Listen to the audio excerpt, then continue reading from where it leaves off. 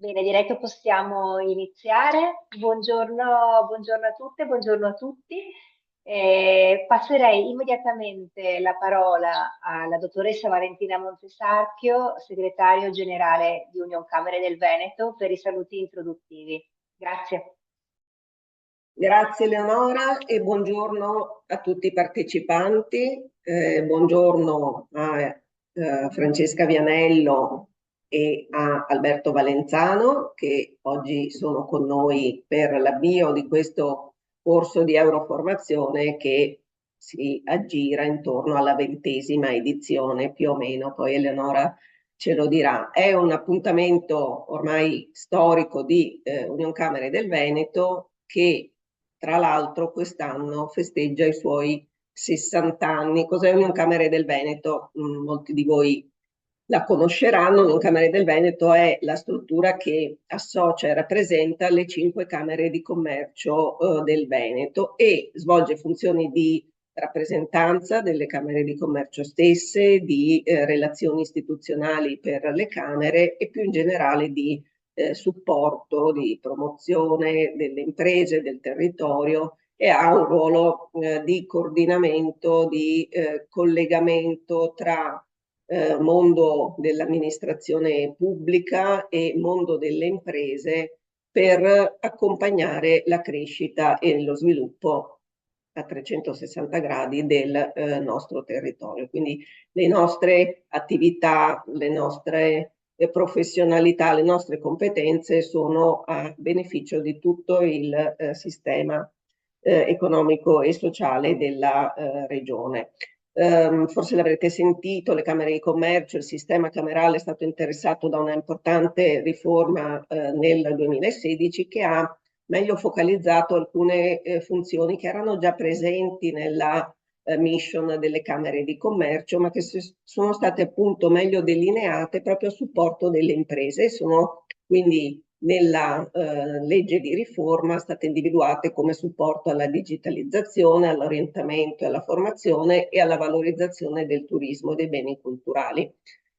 A seguire anche la nostra mission di Union Camere del Veneto è stata focalizzata di più sul supporto alle Camere di Commercio e sull'accompagnamento delle imprese nello sviluppare il loro potenziale. Un ruolo che però noi teniamo sempre a sottolineare, lo faccio anch'io oggi con voi, perché è anche quello che spiega perché noi organizziamo un corso di Euroformazione. Un ruolo importante delle Camere di Commercio e quindi anche della loro unione regionale è proprio quello di aggregare a livello locale le istituzioni, le categorie economiche. Saprete che nei consigli delle Camere di Commercio siedono le categorie economiche, quindi diciamo sono un soggetto molto particolare, pubblico, ma governato dalle imprese, aggregare, creare appunto le relazioni e un tessuto di fiducia e portare poi le istanze delle imprese ad altri livelli. Ed ecco che questo è il ruolo che noi svolgiamo anche a livello europeo, proprio per questa dimensione che qualcuno ha definito comunitaria. Le Camere di Commercio attraverso noi svolgono un ruolo strategico, in un certo senso di supporto alla costruzione europea e quindi avviciniamo il mondo produttivo della nostra regione al linguaggio e al funzionamento delle istituzioni europee. Ecco perché questo corso, che ripeto risale ormai a 20 anni fa, l'intuizione che fu della regione di avviare un rapporto di collaborazione col sistema delle Camere di Commercio su tutto quello che erano e che sono le politiche europee a favore delle PMI. Ecco perché, ripeto, oggi lanciamo una nuova edizione di questo corso. È un corso quindi che viene finanziato, come dicevo, dalla Regione del Veneto nell'ambito di questo accordo che si rinnova ed è un corso che organizziamo in collaborazione con Europe Direct del Comune di Venezia. Per questo c'è qui la dottoressa Vianello. È un impegno che noi, al quale teniamo e che ci prendiamo con grande soddisfazione, anche perché abbiamo visto negli anni che è un appuntamento molto atteso e molto partecipato. Io vi ringrazio, vi auguro buon lavoro. Grazie Valentina. E passo la parola dunque alla dottoressa Francesca Vianello dello Europe Direct Venezia Veneto. Grazie Eleonora, mi scuso per il collegamento da remoto. Ringrazio il segretario generale Valentina Montesarchio e soprattutto per una collaborazione, quella tra Unioncamere del Veneto e Europe Direct Venezia Veneto, che si concretizza da anni con iniziative congiunte e progetti in partnership davvero concreti. Una parola sul network Europe Direct, perché pensiamo possa essere utile per le persone iscritte collegate a questo corso. La rete Europe Direct rappresenta un network informativo della Commissione europea distribuito in tutto il territorio dell'Unione Europea. Quindi vi sono più di 400 centri all'interno dei 27 Paesi membri, più di 40 in Italia. La mission di Europe Direct è quella di stimolare un dibattito informato sulle tematiche europee e dare consapevolezza e concretezza alla cittadinanza europea. Conoscere i propri diritti, avere chiari quali sono le opportunità a disposizione suddivisi per i paritari, vuol dire utilizzare e sfruttare davvero la nostra cittadinanza. Ed è per questo che la Commissione europea ha istituito questa rete concreta che collabora con il principio del go local nel territorio locale. Il mio ufficio è presso il Comune di Venezia, quindi la città capoluogo di regione, ma ha una dimensione veneta, non solo perché la città di Venezia è nel capoluogo, ma perché ha al suo interno una rete, una subrete veneta di partner, sono quasi 30 in tutto il Veneto, con quasi 40 sportelli per dare proprio la capillarità nel territorio. Tra i partner ci sono le province, la regione stessa, le istituzioni, il mondo camerale appunto, con l'Unioncamere Eurosportello del Veneto, ma anche la Camera di Commercio di Venezia e Rovigo, e il mondo dell'istruzione, gli Atenei del Veneto, l'Ufficio Scolastico Regionale per il Veneto. Quindi fare le cose insieme, il principio della rete è un modus operandi efficace. Quando non conosciamo un'informazione sappiamo dove andare a reperirla, e la rete da questo punto di vista è veramente fattiva. Quali sono le informazioni che si possono reperire presso il nostro network? Attenzione, il nostro network nelle occasioni di mobilità o di progetti fuori dal territorio nazionale, verificate qual è il centro Europe Direct più vicino all'iniziativa dove andrete o l'esperienza di mobilità che farete, perché di sicuro ve ne sarà uno vicino a voi che diciamo, in un sistema di rete può darvi supporto. Io in maniera informale posso dire che gli Europe Direct possono essere una sorta di piccole ambasciate informali veramente capillari nel territorio. Cosa ci potete chiedere? Informazioni sui finanziamenti europei che vanno alle imprese, ma anche alle associazioni, ai giovani, ai cittadini. La mobilità giovanile, educativa e professionale, quindi la mobilità transnazionale, l'educazione civica italiana ed europea, i diritti che sono sia quelli fondamentali, ma anche quelli come viaggiatori, come fruitori di servizi online, e informazioni sul mercato interno con una libera circolazione dei beni, dei servizi, dei capitali e ovviamente delle persone. Ecco, importante è quindi le informazioni legate ai finanziamenti europei. Da questo punto di vista segnalo sia la collaborazione con questo corso di Euroformazione con l'Unione Camere Eurosportello del Veneto, collaborazione ormai pluriennale, sia la guida ai finanziamenti europei, che viene proprio scritta da Unione Camere Eurosportello del Veneto in collaborazione con Europe Direct del Veneto, quindi Europe Direct Venezia Veneto, Europe Direct Montagna Vetta e Europe Direct Padova. Quindi il corso, che è fruibile poi anche in differita, ed sono fruibili anche gli anni precedenti, e la guida ai finanziamenti europei, in tandem questi due strumenti sono veramente utili, e quindi tra l'altro nella chat la collega Martona ha messo i riferimenti del nostro ufficio. Potete richiedere o la guida in formato digitale, che è facilmente consultabile, anche la copia, diciamo cartacea, possiamo spedirvela gratuitamente. Un'ultima parola su un ambito di attività nella quale possiamo veramente esservi di aiuto, è la mobilità transnazionale.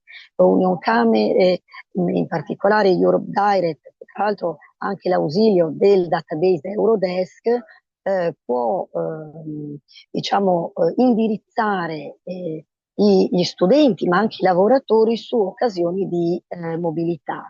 Da poche settimane fino ad un anno, occasioni che non sono necessariamente inserite in processi di studio come l'Erasmus, ma il grande programma Erasmus Plus incamera occasioni come gli scambi o gli stage, anche, ma ad una dimensione europea.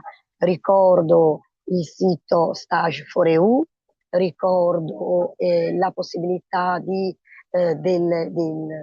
accedere alle posizioni lavorative di EPSO, una sorta di ufficio di selezione del personale dell'Unione Europea, che può essere sia per posizioni a tempo indeterminato che a tempo determinato, con i tirocini, con il Blue Book, presso le istituzioni europee, che non significa solo Bruxelles, Strasburgo e Lussemburgo, ma anche presso tutte le organizzazioni dell'Unione Europea, presso gli Stati membri.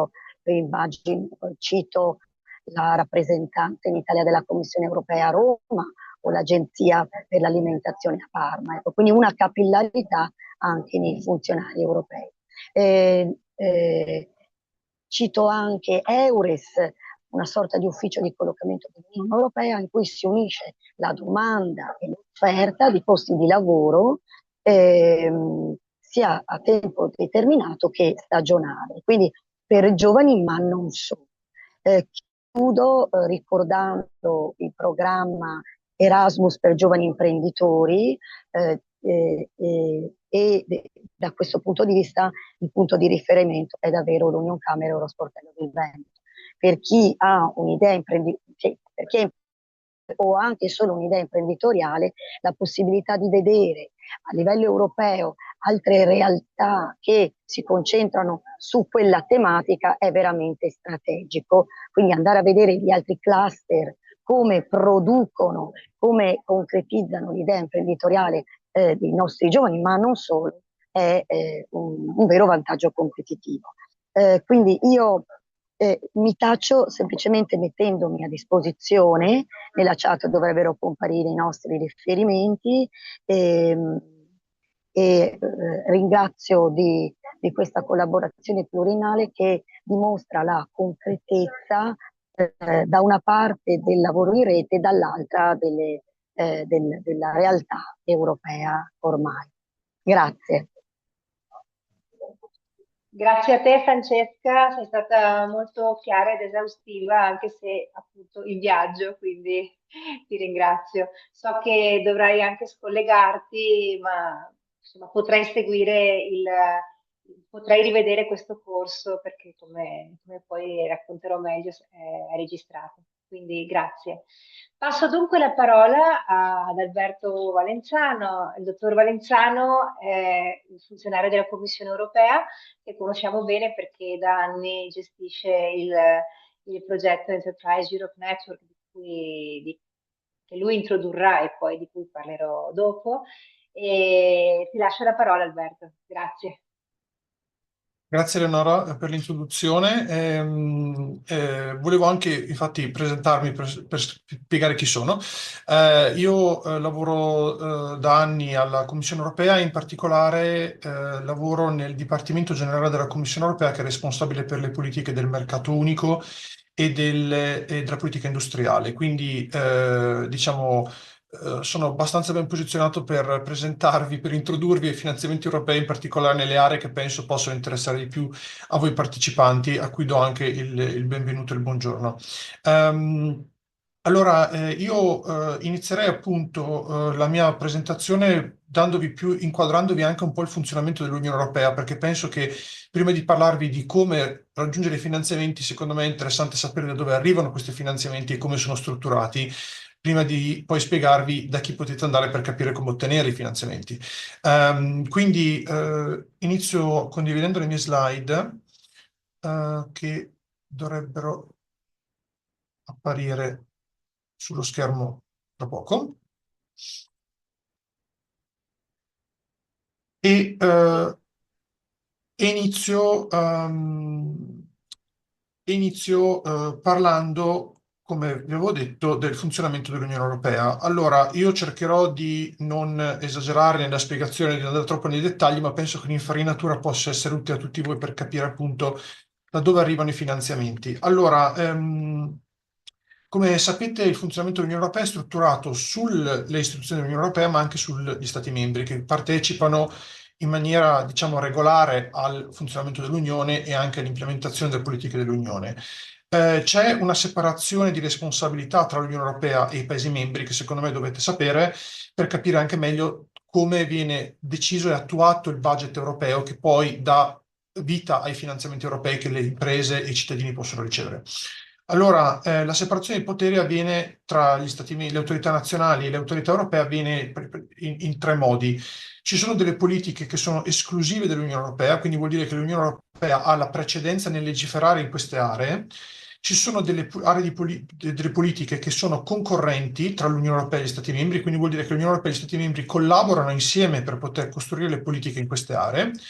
E poi c'è l'ultima area che si chiama l'area di sostegno, dove i Paesi membri legiferano autonomamente, quindi hanno la priorità di legiferare in queste aree, ma vengono sostenute dall'Unione Europea, quindi vengono supportate dall'Unione Europea dove può essere utile. E vi darò degli esempi adesso. Per quanto riguarda la competenza esclusiva, l'Unione Europea e gli Stati membri, cioè l'Unione Europea ha la precedenza nel legiferare in queste aree, quindi queste aree sono, tipici esempi sono la politica commerciale, la politica di concorrenza, quindi leggi sulla concorrenza per le imprese nell'Unione, la politica monetaria, in particolare per i paesi che hanno la zona euro, che sono nella zona euro, ma anche altre aree di politiche che magari i cittadini si aspettano meno, come per esempio la conservazione dell'ambiente marino, che è una politica che è stata consegnata, diciamo, a cui è stata data la responsabilità di legiferare direttamente l'Unione Europea. Ci sono altre aree in cui abbiamo competenza esclusiva, ovviamente non sono solo queste, ma diciamo che quelle che vi ho menzionato sono le principali. Poi, per darvi degli esempi di competenza concorrente, quindi dove, come vi ho spiegato prima, l'Unione Europea e i Paesi membri lavorano assieme, quindi collaborano per costruire delle politiche comuni, sono quelle che secondo me è più rilevante per voi diciamo, in questo webinar, che è quella del mercato interno, di cui spiegherò anche meglio dopo. Cioè, praticamente l'Unione Europea lavora con i Paesi membri per assicurare il funzionamento del mercato europeo, quindi del mercato unico che unisce tutti i Paesi membri dell'Unione. Ma ci sono anche altre aree dove l'Unione Europea lavora con le autorità nazionali, per esempio le politiche agricole, le politiche della pesca, le politiche per la sicurezza, per le libertà fondamentali, per il sistema giuridico, le politiche di ricerca e innovazione, le politiche ambientali ed energetiche e così via. E un classico esempio che ho messo nella slide, ma ce ne sono molti altri, per esempio le leggi per i diritti dei passeggeri del trasporto aereo. Il trasporto aereo è gestito a livello nazionale, ma l'Unione Europea legifera per assicurarsi che diciamo, i cieli dell'Unione Europea possano funzionare in maniera fluida. E quindi l'Unione Europea è responsabile anche per legiferare sui diritti che i cittadini hanno quando utilizzano il trasporto aereo. Ultima area, che è quella che ho menzionato prima, è l'area di sostegno, quindi dove i Paesi membri legiferano autonomamente, ma l'Unione Europea supporta quando ce n'è bisogno. Una di queste è l'industria, quindi l'Unione Europea è responsabile per il funzionamento del mercato unico, ma per quanto riguarda gli investimenti industriali, i Paesi membri possono decidere in autonomia in quali aree industriali investire di più, con il supporto e il coordinamento dell'Unione Europea. Altre aree sono per esempio l'istruzione, la protezione civile, il turismo, la salute. Un tipico esempio di area di sostegno è l'istruzione, perché ovviamente l'istruzione si basa sulle lingue nazionali, quindi è gestita dai Paesi membri, ma l'Unione Europea supporta i Paesi membri nei loro investimenti in istruzione e cultura. Un esempio tipico è il programma Erasmus, che penso tutti conosciate, quindi la gestione delle università e delle scuole è responsabilità dei Paesi membri, ma l'Unione Europea mette dei finanziamenti per il programma Erasmus per facilitare l'internazionalizzazione dell'istruzione, quindi la possibilità di andare in scambio, per esempio, tra studenti, permettere a studenti in un paese membro di fare uno stage in un altro paese membro e così via. Bene, adesso dopo avervi dato questa infarinatura, come funziona l'Unione Europea? Quindi vi ho detto che cosa fa l'Unione Europea, ma come funziona in pratica. Allora, l'Unione Europea è strutturata su tre principali istituzioni.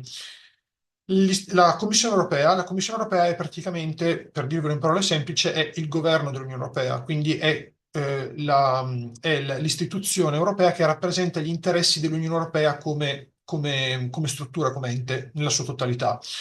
Poi c'è il Parlamento europeo, che appunto, come il nome dice, è il corrispondente ai nostri parlamenti nazionali a livello europeo. Il Parlamento europeo rappresenta gli interessi dei cittadini. E poi c'è il Consiglio dell'Unione Europea. Il Consiglio dell'Unione Europea è una struttura particolare che, diciamo, non esiste a livello nazionale. In alcuni Paesi membri esistono dei corrispondenti, ma non esattamente allo stesso modo. Ma comunque il Consiglio europeo è l'organo che rappresenta direttamente i governi degli Stati membri. Quindi praticamente il Consiglio in pratica raccoglie tutti i ministri di tutti i Paesi membri e tutti i presidenti dei governi dei Paesi membri. In particolare la Commissione europea, che è appunto l'organo governativo dell'Unione, è di base guidata da il collegio dei commissari europei, che vedete in questa foto. Questo è il collegio attuale, e c'è un commissario europeo che rappresenta ogni paese dell'Unione, e a ogni commissario viene assegnata una responsabilità. Quindi praticamente i commissari sono esattamente come ministri a livello nazionale. E come vedete nella foto, probabilmente riconoscerete il commissario Fitto, che rappresenta l'Italia e che è responsabile per le politiche regionali. Quali sono quindi le responsabilità della Commissione esattamente? La Commissione ha quattro responsabilità principali. La prima responsabilità è quella del diritto, che si chiama diritto di iniziativa, quindi praticamente la Commissione europea ha il potere di proporre iniziative legislative, quindi proporre leggi praticamente. La seconda responsabilità della Commissione europea è quella dell'attuazione delle politiche e l'esecuzione del bilancio, che è quella che ci interessa di più per il webinar di oggi, perché dopo vi parlerò di bilancio e quindi anche di finanziamenti europei. E quindi cosa vuol dire? La Commissione europea praticamente ha la responsabilità, dopo aver proposto le leggi, dopo che le leggi sono adottate, quindi diventano ufficiali e entrano in vigore, ha la responsabilità di implementare le leggi, quindi di assicurarsi che le leggi vengano implementate correttamente, che vengano rispettate e che tutto funzioni a regola d'arte.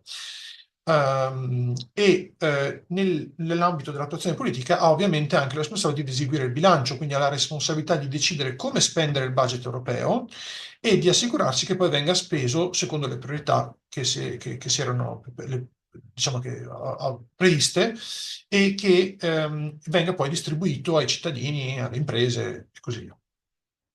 La Commissione europea è anche responsabile per i trattati europei, che sono la base legale dell'esistenza dell'Unione europea, quindi responsabile dell'attuazione e del rispetto dei trattati europei, e rappresenta anche l'Unione europea quando si va a livello internazionale, diciamo, nelle negoziazioni internazionali, quindi rappresenta l'Unione europea all'ONU, ma anche rappresenta l'Unione europea quando bisogna negoziare tipo trattati commerciali con paesi terzi. Bene, adesso entrando in particolare nel diritto di iniziativa, quindi la prima responsabilità della Commissione che ho menzionato prima, volevo soltanto spiegarvi un attimo come funziona il processo legislativo europeo in maniera molto semplice.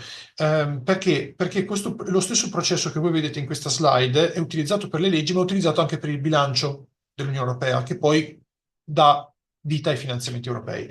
Quindi come funziona? Funziona come a livello nazionale. La Commissione europea, che è l'organo governativo dell'Unione, ascolta i bisogni del territorio, quindi ascolta la società civile, ascolta le imprese, l'industria, ascolta le autorità nazionali, le autorità regionali, le autorità locali, ascolta la società, ascolta per esempio gli intermediari finanziari e così via, quindi ascolta i bisogni sul territorio e li traduce in proposte legislative. Quindi la Commissione propone una legge come i governi nazionali. E poi dopodiché, una volta che viene proposta, la legge deve essere approvata e da chi viene approvata? Dal Parlamento, come anche a livello nazionale.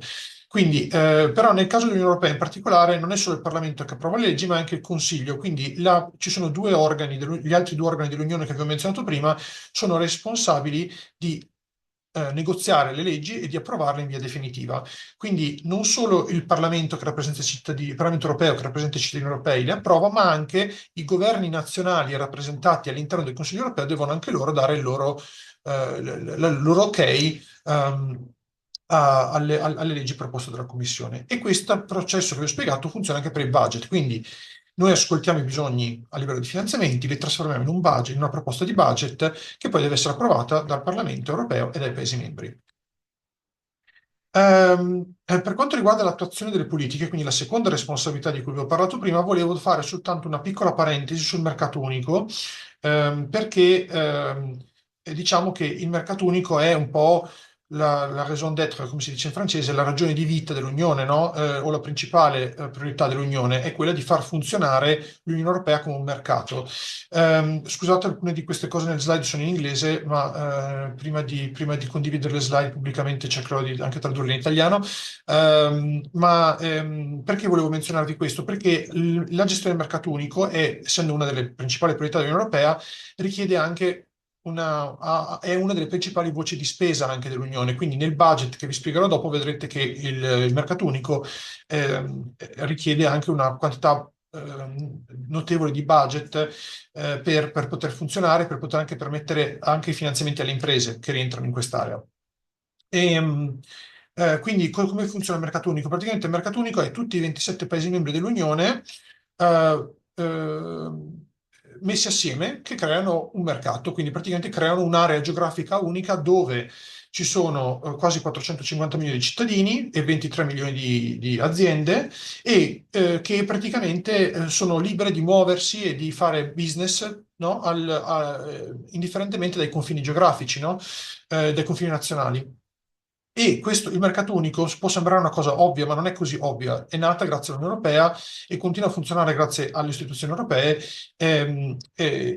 crea un notevole vantaggio economico al continente europeo, in particolare ai Paesi membri dell'Unione, perché rappresenta non solo un'area molto interessante, accattivante per gli investimenti e per il commercio internazionale, ma ha anche la possibilità, dando la possibilità alle imprese di muoversi attraverso i confini, dà anche un notevole vantaggio competitivo alle aziende dell'Unione Europea, perché hanno accesso a più consumatori, hanno accesso a dei mercati diversi e quindi vuol dire che hanno accesso anche a investimenti e finanziamenti maggiori. In questa slide vi ho riassunto un pochino quali sono i benefici e come funziona l'Unione Europea Vi ho spiegato già quali sono i benefici, ma a livello di funzionamento volevo soltanto spiegarvi che appunto, come ha citato anche la collega dello Europe Direct Center, il funzionamento è che praticamente diamo la possibilità alle persone, quindi ai lavoratori, ai capitali, quindi ai finanziamenti e beni e servizi offerti dalle aziende di muoversi liberamente attraverso i confini nazionali, e quindi abbiamo anche delle regole comuni per quanto riguarda le tariffe doganali, la politica di concorrenza e la protezione dei consumatori, proprio perché è un mercato unico. Ovviamente, come probabilmente saprete, la Commissione europea ha delle priorità per quanto riguarda il mercato unico. Le priorità di questi anni, che avremo in questi prossimi anni, sono, a parte continuare la transizione ecologica e digitale, ma anche una forte semplificazione legislativa, che è una delle priorità dell'agenda dell'attuale Commissione, quindi rendere le regole del mercato unico più semplici, in modo tale che le aziende non siano eccessivamente trascinate in basso dalle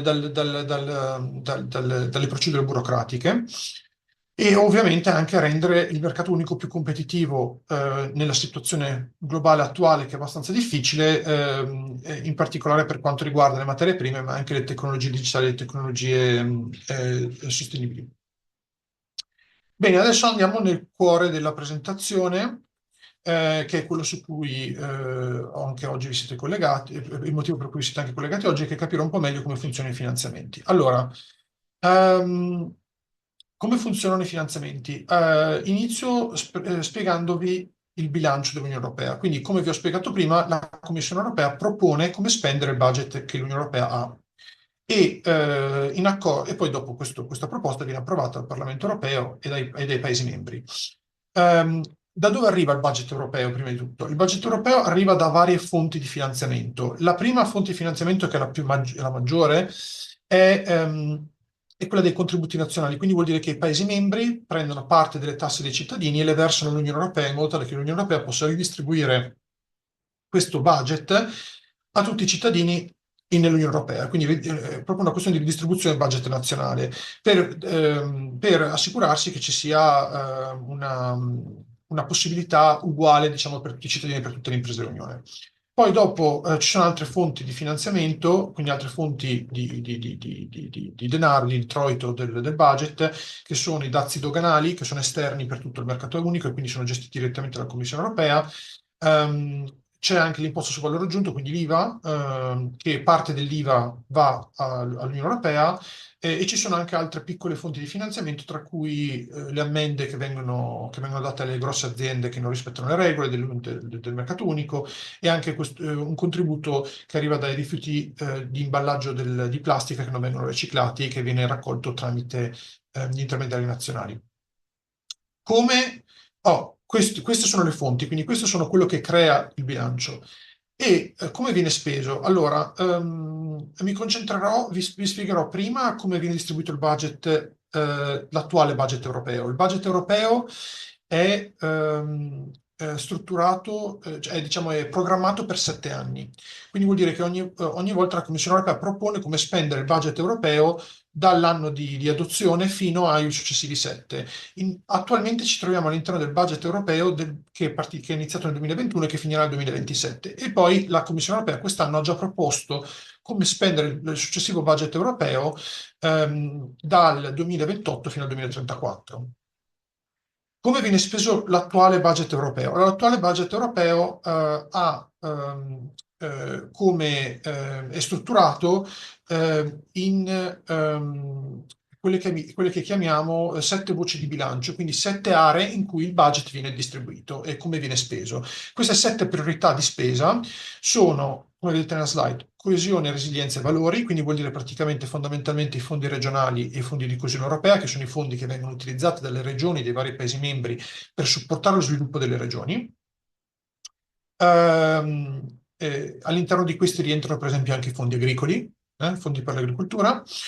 Poi abbiamo come seconda voce di spesa le risorse naturali e l'ambiente, quindi tutti gli investimenti per la sostenibilità e per la protezione ambientale. Come terza voce di spesa abbiamo quello che vi ho menzionato prima, il mercato unico, l'innovazione e l'agenda digitale, che è quella più rilevante per le imprese. Dipende dal settore in cui l'azienda, diciamo, è attiva, ma è una delle voci più particolarmente interessanti per le aziende. Quindi sono tutte le spese che l'Unione Europea fa per assicurarsi che il mercato unico funzioni, per investire nell'innovazione delle imprese e anche per digitalizzare le imprese e renderle più efficienti e competitive. Poi c'è una quarta voce di spesa che si chiama vicinato al resto del mondo, quindi praticamente sono tutte le spese per l'agenda internazionale dell'Unione Europea. Qui rientrano anche le spese, per esempio, per la gestione dei trattati, per le negoziazioni commerciali con i paesi terzi e così via, e anche gli investimenti che noi facciamo in paesi terzi. Poi c'è la quinta voce, che è la pubblica amministrazione europea, quindi i costi delle istituzioni europee. Poi c'è una sesta voce che è migrazione e gestione delle frontiere, il nome spiega già tutto, e la ultima voce che è quella di sicurezza e difesa, quindi tutte le spese per la sicurezza dei confini, investimenti nella difesa, nel militare e così via.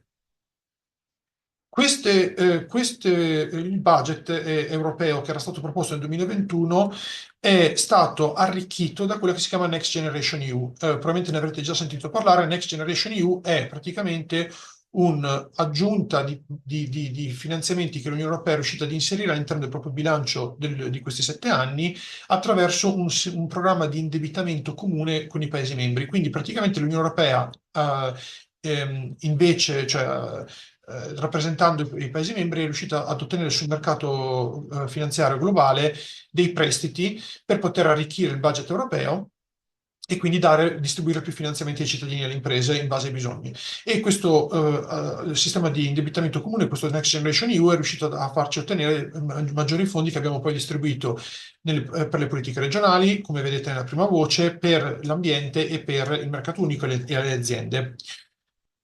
Per un totale finale di quasi 2.000 miliardi, più di 2.000 miliardi di euro, quindi un budget abbastanza notevole che cerchiamo di utilizzare in maniera efficiente al meglio delle nostre possibilità.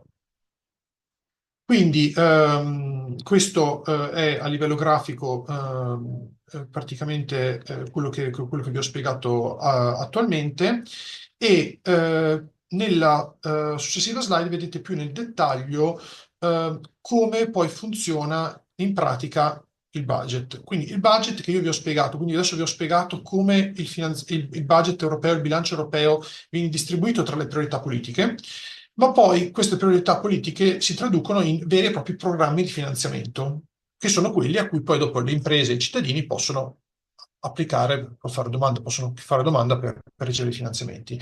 I programmi sono proprio, diciamo, la parte operazionale del budget europeo, quindi sono la parte di implementazione, no, di distribuzione dei fondi. Ci sono tre grosse, diciamo, tre grosse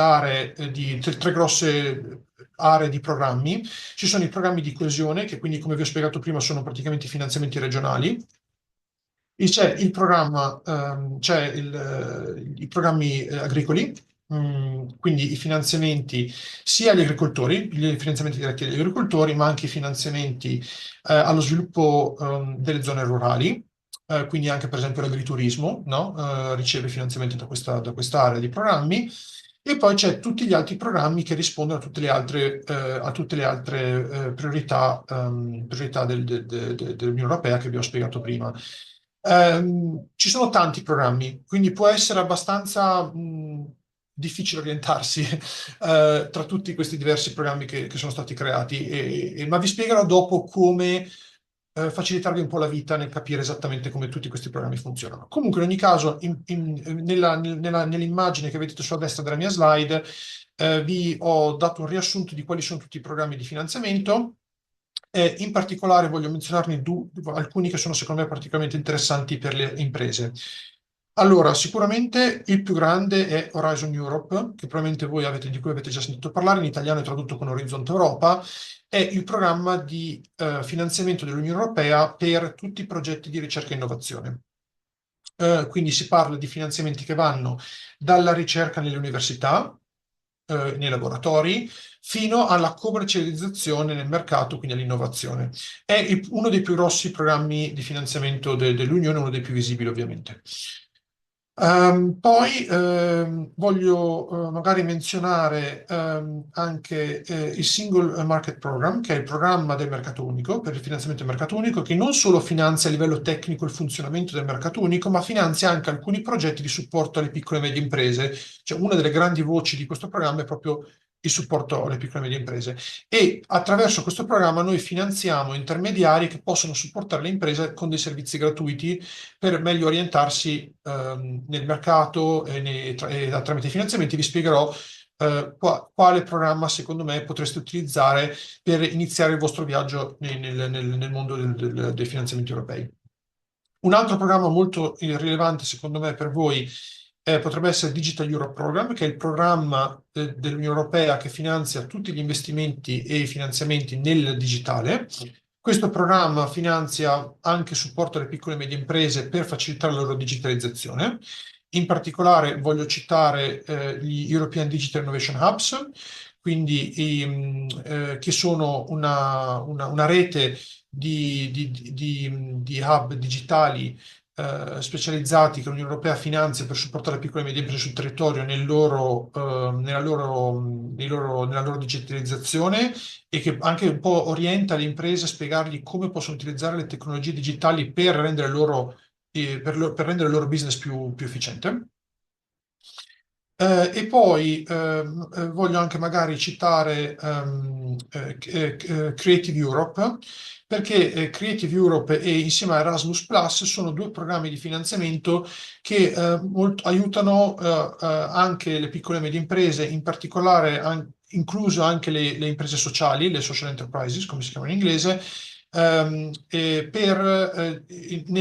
tutti quei settori che sono le industrie creative, le industrie culturali, l'industria dell'educazione, l'industria sociale e così via. E questo penso che potrebbe essere interessante anche per alcuni di voi da considerare come fonte di finanziamento per i vostri progetti. Ok, vi ho citato alcuni di questi programmi, ce ne sono molti di più, ma penso che parlando con esperti in maniera più dettagliata dei vostri bisogni potreste anche capire meglio quali di questi considerare per le vostre future avventure di business. Adesso, quello che vi ho appena spiegato è il bilancio di questi attuali 7 anni che finirà nel 2027. Cosa succederà dal 2028 in poi? Allora, vi spiego un attimo in maniera molto breve quali a livello, diciamo, a livello teorico, perché è solo una proposta, come l'Unione Europea pensa di investire e di finanziare nei 7 anni che vanno dal 2028-2034. Allora, l'Unione Europea, la Commissione Europea, ha proposto il nuovo bilancio a luglio e a settembre in due pacchetti di proposte e la Commissione Europea ha proposto di spendere, intanto ha proposto come prima cosa di avere un bilancio un po' più consistente per poter rispondere meglio alle nuove priorità, che sono molte e complesse, come potete immaginare dalla situazione geopolitica, ma ha anche proposto, nell'ottica con la priorità di semplificare l'accesso ai finanziamenti per le imprese e per i cittadini, ha proposto anche di semplificare notevolmente la struttura del bilancio. Quindi cosa vuol dire? Vuol dire che tutto quello che vi ho detto prima sarà molto più semplice, ci saranno molti meno programmi e saranno molto più armonizzati, quindi le regole saranno molto più chiare, molto più coerenti tra i vari programmi, le regole per accedere ai finanziamenti. E i precedenti 52 programmi, quindi tantissimi programmi di finanziamento, passiamo da 52 a 16 programmi, quindi molto più semplice. I 16 programmi di finanziamento sono divisi nelle aree, diciamo, 6 aree principali che vedete sulla mia slide. La prima, diciamo, la prima voce di bilancio sarebbe quella che è stata chiamata National and Regional Partnership Plans, quindi piani nazionali e regionali di partenariato. Questi sarebbero praticamente il futuro degli attuali fondi europei, fondi regionali europei. e fondi di coesione e fondi agricoli e così via. Cioè tutti i finanziamenti che attualmente la Commissione distribuisce a cittadini e imprese tramite le autorità regionali saranno tutte incorporate in un'unica voce di bilancio, in un unico programma, che saranno questi National Regional Partnership Plans. Dopo ci sarà una seconda voce di bilancio, la seconda più grande sarà quella che si chiama European Competitiveness Fund, cioè tutti i finanziamenti per supportare la competitività dell'industria europea e quindi qui rientreranno anche tutti i finanziamenti per l'innovazione, incluso quindi anche il programma Horizon Europe, Orizzonte Europa, che continuerà ad esistere e sarà messo all'interno di questa grande voce di bilancio per la competitività dell'industria europea. Un'altra voce sarà Erasmus Plus e Agora EU, che sono praticamente tutti i programmi legati all'educazione, alla cultura e alla società civile. Poi ci sarà la voce Global Europe, quindi tutti i finanziamenti per l'internazionalizzazione e per i rapporti con i paesi terzi, quindi anche i finanziamenti per il mercato globale.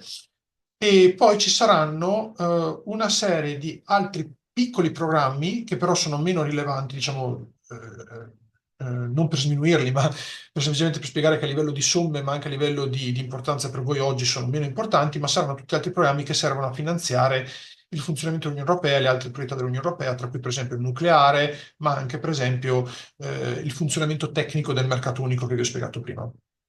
Quindi qual è la voce più rilevante per voi? Ovviamente oggi è il Fondo Europeo per la Competitività. E il Fondo Europeo per la Competitività sarà a sua volta distribuito tramite finanziamenti con le priorità che vedete ora sulla slide. Quindi, come verrà distribuito? L'idea è di distribuire 175 miliardi di euro per l'innovazione, per ricerca e innovazione, quindi che saranno, diciamo, distribuiti tramite il futuro programma Orizzonte Europa. 131 miliardi saranno distribuiti per la sicurezza, l'industria di difesa e l'industria dello spazio. 54, quasi 55 miliardi di euro saranno distribuiti per gli investimenti nel digitale e per il supporto alle imprese nel digitale. Quasi 23 miliardi di euro saranno distribuiti per l'industria della salute e le biotecnologie, l'agricoltura e la bioeconomia, che sono settori strategici dove l'Unione Europea vuole continuare ad investire per rinforzare l'industria attuale in Europa, che è già ben posizionata, ma rischia di perdere vantaggio rispetto ai concorrenti esteri, e quindi vogliamo cercare di mantenere, diciamo, la leadership in questi settori all'interno dell'Unione. E le rimanenti 60, un po' più di 67 miliardi di euro verranno distribuiti con l'obiettivo di rinforzare, di continuare la nostra transizione ambientale, sostenibile, ecologica, e decarbonizzare l'industria, quindi cercare di dipendere meno dai combustibili fossili, cercare di passare a delle fonti energetiche più sostenibili e anche più sicure a livello ambientale. Quindi questo è per darvi un'idea di qual è l'orientamento dei finanziamenti, come funzionerà in pratica. Adesso in questo momento la Commissione europea sta negoziando con il Parlamento europeo e con i Paesi membri all'interno del Consiglio europeo come strutturare al meglio questi finanziamenti in base anche alle necessità dei cittadini, delle imprese e delle amministrazioni nazionali, e quindi sarà una negoziazione abbastanza lunga perché parliamo di una quantità notevole di budget e parliamo di un orizzonte temporale di 7 anni. Quindi diciamo che le negoziazioni prenderanno un po' di tempo, ma l'idea è di avere tutto adottato e in vigore in tempo per il 2028, quando il nuovo budget dovrà iniziare a essere distribuito e implementato.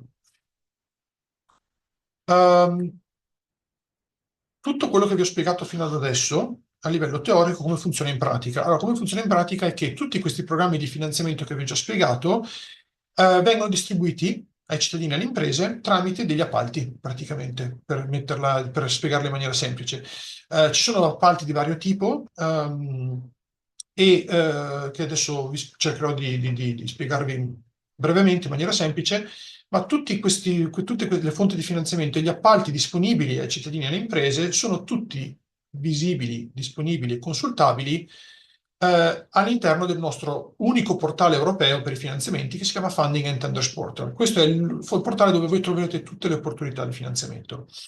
All'interno di questo portale vedrete che ci sono degli appalti, gli appalti hanno delle regole, ovviamente, come quelli anche regionali, nazionali e così via, hanno delle regole ehm, e, ehm, e sono, e ci sono anche delle modalità specifiche per accedere a questi finanziamenti ed è tutto spiegato all'interno del portale, ogni appalto ha le proprie regole, la propria spiegazione e bisogna bene leggere i documenti per capire cosa c'è bisogno, cosa bisogna fare per poter ottenere quel finanziamento. In linea teorica e molto generale, i finanziamenti europei vengono distribuiti in due maniere principali. La prima fonte di finanziamento sono quelle che si chiamano call for proposals, cioè ehm, sono praticamente degli appalti con dei grant a fondo perduto, quindi di finanziamenti a fondo perduto, che l'Unione Europea distribuisce alle imprese o a altri tipi di organizzazioni e tendenzialmente sono distribuiti a un consorzio di organizzazioni. Quindi cosa vuol dire? Vuol dire che un'impresa molte volte non può fare domanda di finanziamenti da sola, ma deve mettersi in un partenariato, in un consorzio con altre imprese e altre organizzazioni per poter richiedere l'appalto, il finanziamento. E l'idea è che l'impresa, unendosi in un partenariato con altre organizzazioni, può creare un progetto molto meglio strutturato e anche finanziariamente più stabile, che può quindi ricevere il finanziamento europeo tramite l'appalto. Il secondo tipo di finanziamento si chiamano call for tenders e sono gli appalti più semplici, diciamo più classici, diciamo, a cui le imprese possono accedere a volte anche in maniera individuale, quindi un'impresa unica può anche a fare domanda per un appalto di questo tipo, e sono degli appalti dove l'Unione Europea fa una richiesta specifica, quindi ha una richiesta specifica e ha delle regole molto più dettagliate, molto più specifiche e quindi voi come imprese, come cittadini dovete leggere attentamente la richiesta della Commissione Europea per poter poi ricevere finanziamento. Questo in breve. Ma come potete avere più dettagli? Come potete orientarvi meglio in questo mondo di finanziamenti che vi ho già spiegato e dove potete trovare aiuto vicino a voi? Perché ovviamente non potete venire a Bruxelles a chiedere aiuto, ma dovete chiedere aiuto vicino a casa vostra, giustamente. Quindi come potete fare questo? Il mio consiglio è quello di chiedere all'Enterprise Europe Network, che è un programma europeo, un'iniziativa europea che Eleonora ha già menzionato prima. È un'iniziativa che abbiamo lanciato nel 2008 come Commissione Europea e che ha proprio lo scopo di supportare le piccole e medie imprese tramite servizi gratuiti che l'Unione Europea cofinanzia e che quindi i nostri intermediari sul territorio, tra cui Unioncamere Veneto, che è un nostro partner IN, offre alle imprese del territorio in maniera gratuita perché appunto sono cofinanziate da noi. Come funziona l'Enterprise Europe Network? L'Enterprise Europe Network è quindi una rete di organizzazione a supporto delle imprese che è distribuita, che è attiva in 53 paesi, quindi tutti i paesi membri dell'Unione Europea, ma anche altri paesi associati e paesi terzi, e che è finanziata, come vi ho detto, dalla Commissione Europea in periodi di 3 anni e mezzo con un budget di più o meno un po' più di 180 milioni di euro per un periodo di 3 anni e mezzo.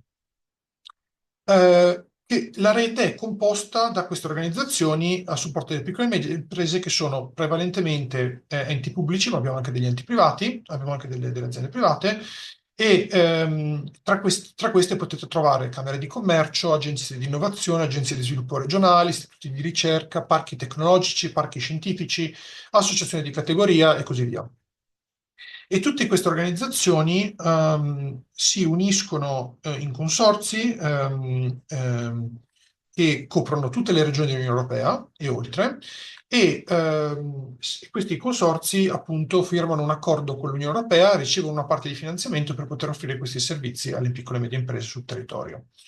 In questa slide vedete la distribuzione geografica della rete IN, quindi noi abbiamo dei centri che lavorano per noi, come vi ho detto, in tutti i Paesi membri, nei Paesi associati che sono quelli del vicinato europeo, quindi abbiamo centri in Norvegia, in Islanda, nei Balcani, in Ucraina, in Turchia, e abbiamo anche partner internazionali che supportano alcuni servizi che offre la rete, che vi spiegherò dopo, anche in paesi come gli Stati Uniti, il Canada, l'India, Brasile, Argentina, Giappone, Corea del Sud, Nuova Zelanda e via dicendo.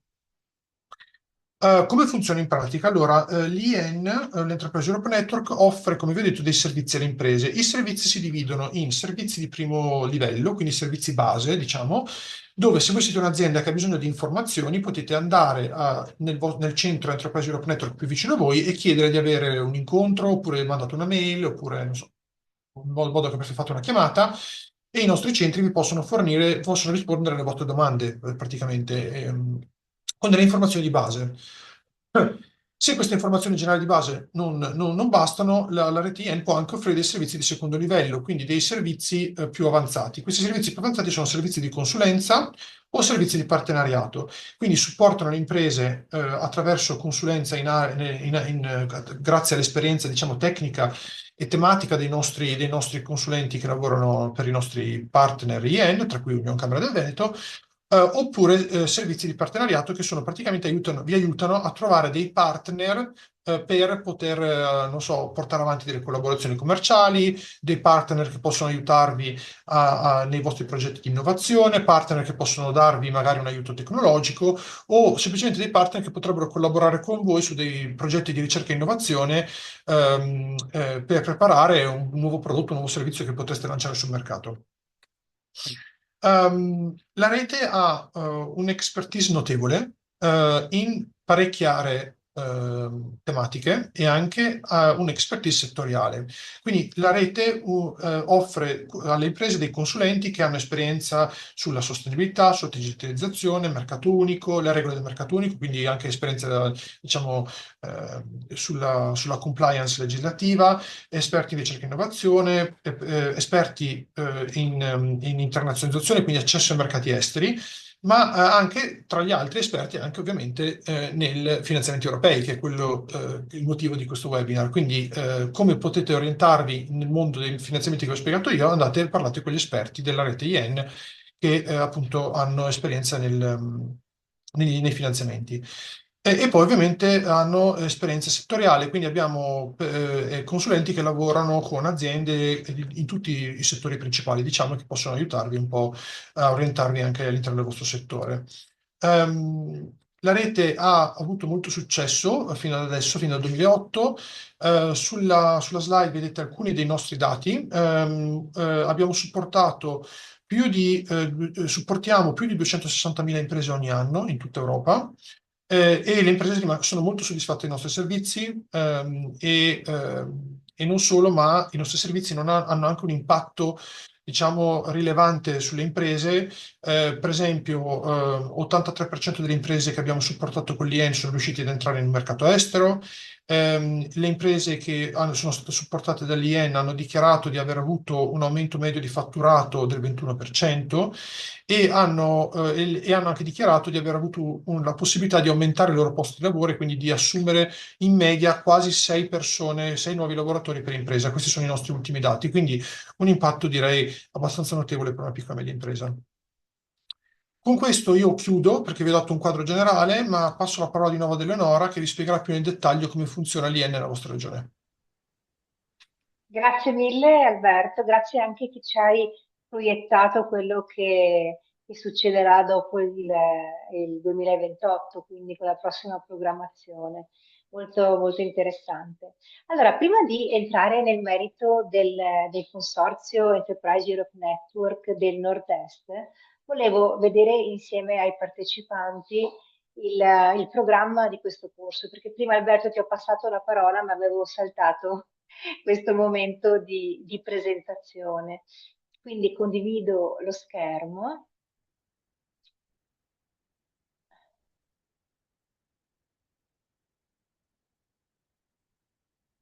e mostriamo il programma. Quindi diciamo che oggi abbiamo iniziato il primo modulo che grazie ad Alberto Valenzano che ci ha fornito questa panoramica sui fondi europei a supporto delle imprese. E il secondo modulo prevede 3 incontri di approfondimento relativamente alla progettazione europea con l'uso dell'intelligenza artificiale, quindi un modulo sicuramente innovativo che potrà essere di interesse per tutti i partecipanti. E il supporto per questo modulo verrà da parte del dottor Lazzarini. Per quanto riguarda il terzo modulo, si tratta di 2 momenti attraverso i quali vedremo insieme a 2 esperte, con Valentina Colleselli, vedremo insieme dei casi pratici sulla cooperazione territoriale Interreg, ma nello specifico il ruolo del project manager. E invece con la dottoressa Costone e la dottoressa Sancillo vedremo insieme diciamo la scrittura di un progetto partendo da quelli che sono i criteri di valutazione, quindi la qualità dei progetti con un focus sull'Erasmus+. E infine l'ultimo modulo prevede 2 approfondimenti tematici su 2 ambiti che ancora non abbiamo trattato nei corsi precedenti, che riguardano il LIFE, quindi il programma europeo per l'ambiente e l'azione per il clima, e poi il Global Gateway con un focus sul piano Mattei.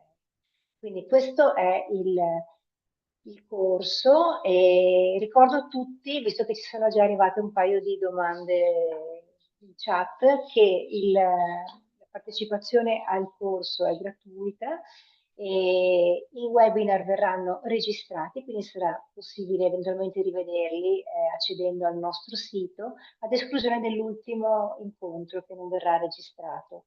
E per chi è interessato ad avere un attestato di partecipazione, dovrà richiederlo a fine corso e l'attestato verrà fatto per le giornate alle quali avete partecipato. Bene, quindi entriamo di nuovo nell'ambito del programma Enterprise Europe Network che ci è stato introdotto da Alberto Valenzano, per dirvi che noi con Union Camere del Veneto coordiniamo il consorzio Friend Europe del nord-est d'Italia. In Italia abbiamo 6 consorzi e il Friend Europe è rappresentato da Veneto, Friuli, Venezia Giulia e Trentino Alto Adige. Nello specifico in Veneto ci siamo noi come coordinatori, quindi Union Camere del Veneto, e poi c'è Veneto Innovazione, il Competence Center di Padova SMACT, Confindustria Veneto e il CNR. In Friuli c'è sempre il sistema camerale presente con la Camera di Pordenone Udine, e Informest e l'area Science Park di Trieste. E c'è anche Aries della Camera Trieste-Gorizia. In Trentino i partner della rete sono IPSE, che è l'Istituto per la Promozione dello Sviluppo Economico della Camera di Commercio di Bolzano, Noi Tech Park di Bolzano e Trentino Sviluppo di Trento. Alberto ha già appunto presentato quelli che sono gli obiettivi principali della rete. Nel nostro caso specifico il target principale sono ovviamente micro, piccole e medie imprese che hanno questo orientamento all'internazionalizzazione, alla crescita e all'innovazione. E ovviamente ci rivolgiamo anche a distretti, alle categorie, a centri di ricerca, linee di consulenza, quindi tutti coloro che possono essere interessati ai nostri servizi possono rivolgersi a noi. E che cos'è l'approccio Hub and Spoke? Diciamo che è alla base di una rete che è orientata al cliente, nel senso che un'impresa che si rivolge a noi può usufruire anche dei servizi che vengono offerti dagli altri partner della rete.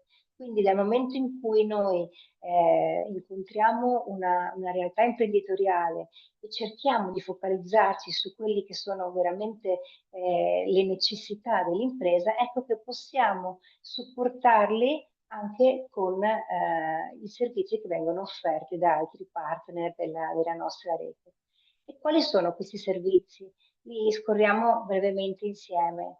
Innanzitutto quello che noi consideriamo il primo incontro con l'impresa, quindi un assessment è un momento molto importante per capire quale sia il grado di maturità dell'impresa e quelle che sono le necessità. Quindi insieme noi cerchiamo di evidenziare quelli che sono i punti di forza e di debolezza, lo stato dell'arte tecnologico, il livello di digitalizzazione e anche il grado di sostenibilità del business. Così, sulla base dei bisogni rilevati, cerchiamo di proporre un'offerta di servizi.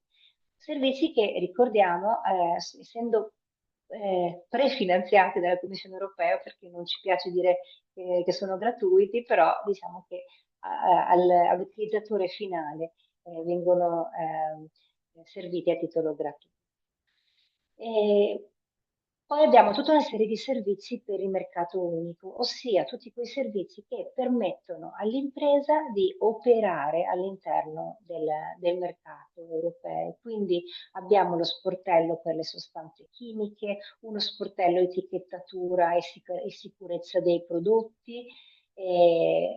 Forniamo tutte quelle che sono le informazioni importanti su politiche e legislazioni dell'Unione Europea, anche in collaborazione con la nostra sede di Bruxelles. Inoltre offriamo questo servizio di SMA feedback e consultazioni. Prima il dottor Valenzano ci ha fatto vedere come la Commissione europea dialoga con la cittadinanza. Ecco che le consultazioni sono uno degli strumenti principali attraverso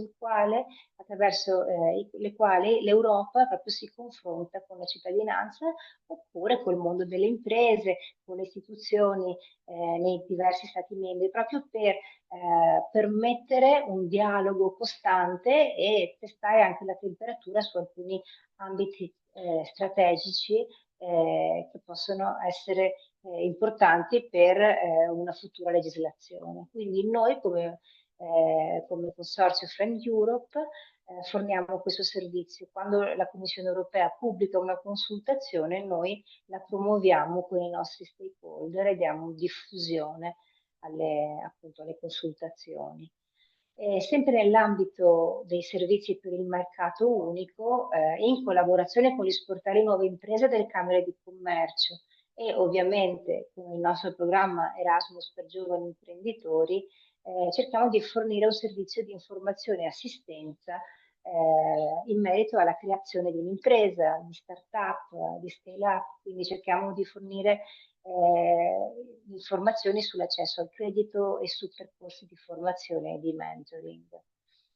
In ambito di internazionalizzazione, con i partner della rete, noi supportiamo le imprese a trovare dei mercati target, soprattutto con la collaborazione di Trentino Sviluppo, che offre questo servizio grazie al quale un'impresa può ricevere un'analisi di mercato per identificare i mercati target nei quali eventualmente intraprendere delle azioni di accesso al mercato. Sempre in ambito internazionalizzazione, il Partnership Opportunity Database è un database che diciamo che è lo strumento storico della rete Enterprise Europe Network, attraverso il quale noi supportiamo le imprese nella ricerca di eventuali partner commerciali o tecnologici. Ci sono più di 4.000 profili in questo database provenienti da tutti i paesi europei e la ricerca è personalizzata secondo dei parametri definiti. Ovviamente questo è un lavoro che va fatto in stretta collaborazione con l'impresa interessata. E in ambito di internazionalizzazione un servizio molto interessante è quello del Mode Finance. Di fatto attraverso questo servizio si va a identificare la solvibilità di eventuali partner e la solidità finanziaria. In ambito internazionalizzazione ancora noi organizziamo degli incontri di matching, quindi incontro tra imprese e di B2B. Ne abbiamo in programma alcuni per quest'anno ancora e anche per il 2026 stiamo valutando a quali eventi partecipare. Il trasferimento tecnologico è un altro ambito che noi tocchiamo con il progetto in collaborazione con Veneto Innovazione e con altri partner della rete forniamo un'assistenza personalizzata a tutte quelle aziende che vogliono effettivamente cercare nuove tecnologie all'estero o proporle. Legato a questo servizio ovviamente noi forniamo tutta una serie di informazioni su legislazioni, su politiche europee, contrattualistica, appalti e in merito agli appalti abbiamo anche un servizio appalti che però vediamo in una slide successiva.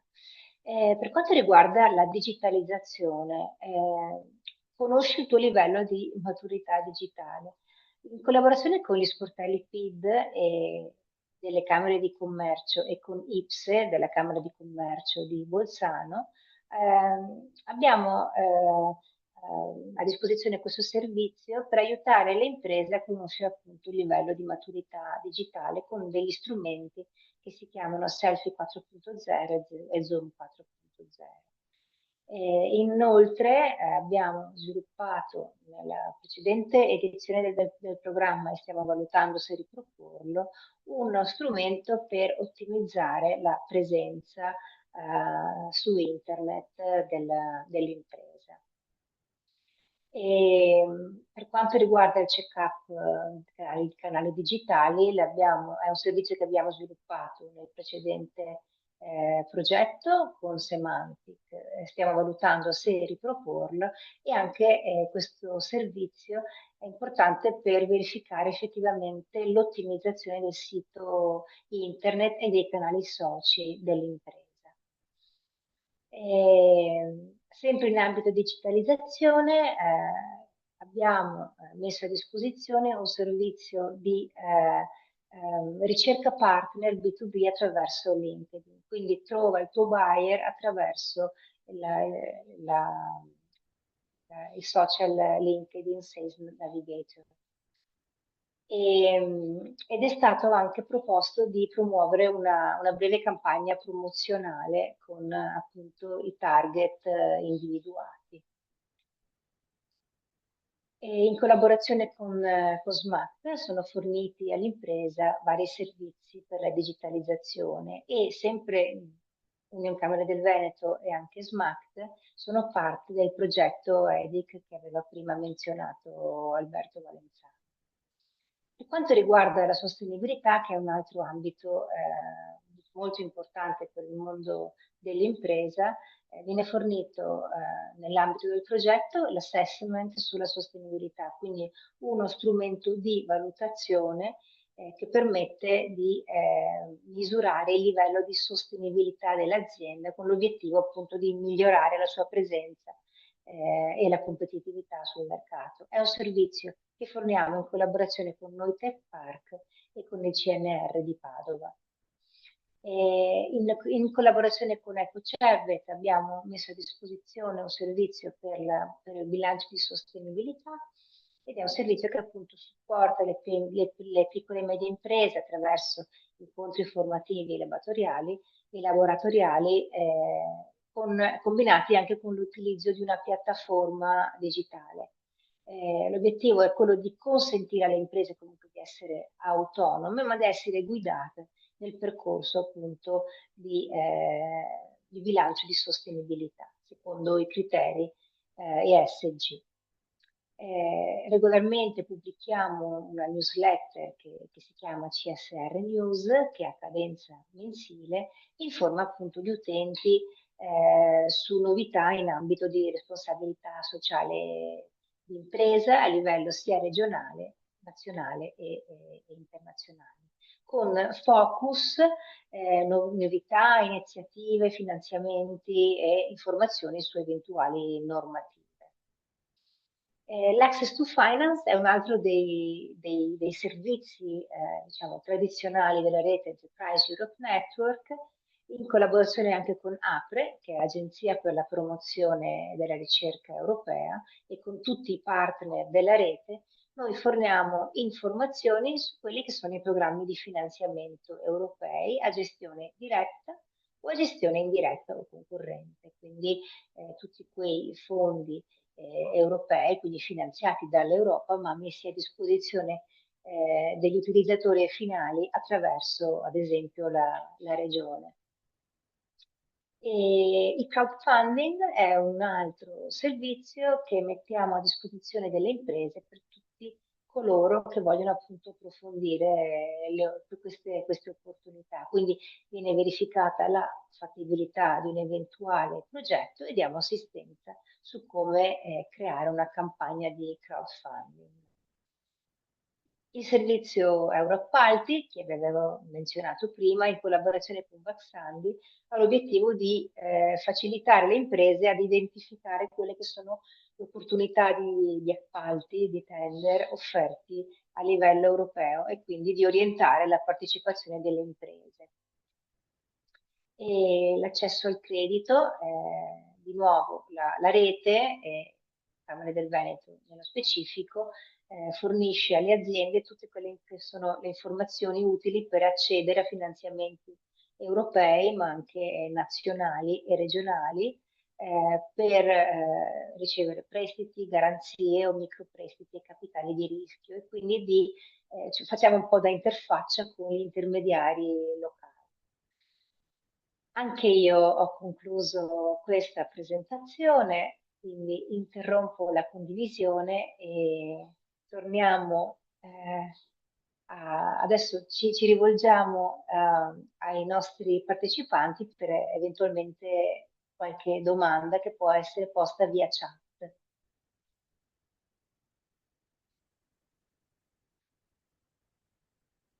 Allora, una domanda.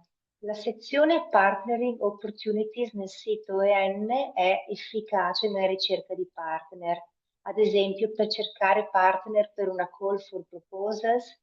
I partner sono già verificati?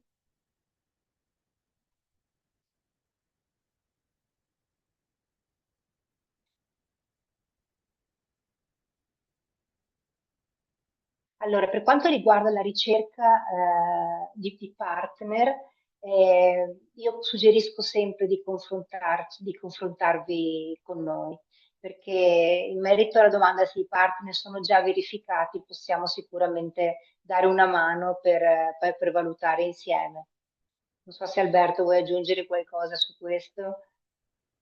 No, sì, cioè quello che di solito consigliamo all'azienda è guardate se trovate un partner interessante, segnalatelo al vostro consulente IEN, quindi alla vostra persona di contatto IEN, e insieme alla persona di contatto IEN potete poi vedere, consultare l'altro partner responsabile per l'azienda che avete identificato nel partnership database, e tramite i consulenti potete almeno facilitare e rendere un po' più veloce il processo, perché così vi assicurate che anche l'altra azienda reagisca alla vostra richiesta e così via. Quindi sì, ma comunque il database contiene molti profili interessanti, questo sicuramente.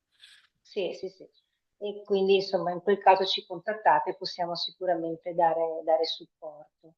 Le slide di oggi, vedo che c'è un'altra domanda, verranno pubblicate nel sito. C'è chi chiede le date degli eventi di matching e di B2B, contattateci che vediamo insieme eventualmente quali sono quelle a cui daremo adesione, quindi scriveteci. E c'è chi ci ringrazia per l'opportunità. Come iniziare un percorso di assessment generale? Beh, naturalmente contattateci, fissiamo un incontro e ci confrontiamo su quelle che possono essere le vostre necessità. Il sito Union Camere presenta tutte le opportunità illustrate. Beh, nel sito ovviamente tra i servizi ci, ci sono quelli che ho presentato, però in ogni caso se, ripeto, potete contattarci direttamente e quindi possiamo approfondire quelli ai quali siete interessati. Va bene. Alberto, non vedo altre domande, quindi io direi che possiamo chiudere qui. Grazie ancora per la tua preziosissima partecipazione. Grazie a voi per l'invito e per l'opportunità di spiegare un po' in maniera almeno dare un'infarinatura, ecco, diciamo, di che cosa sono i finanziamenti europei e spero che molti di voi decidano di avventurarsi in questo mondo e di iniziare a chiedere, a usufruire delle opportunità che alla fine noi mettiamo a disposizione vostra, dei cittadini, e appunto, come ho detto, come primo passo vi consiglio di contattare l'Unione Camere Veneto, l'ufficio IN, i colleghi che lavorano per l'IN per darvi aiuto nei prossimi passi. Perfetto, benissimo. Grazie Alberto, grazie a tutti per la partecipazione e ci vediamo con il prossimo modulo la settimana prossima. Grazie, arrivederci. Arrivederci a tutti.